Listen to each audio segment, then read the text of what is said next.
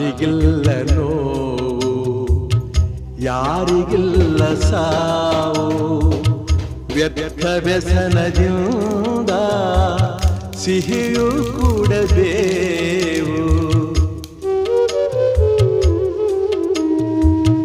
ಬಾಳುವೊಂದು ಸಂತೆ, ಸಂತೆ ತುಂಬ ಚಿಂತೆ, ಮಧ್ಯಮದಗಳಿಂದ ಚಿಂತೆ ಬೆಳೆಯುವುದಂತೆ.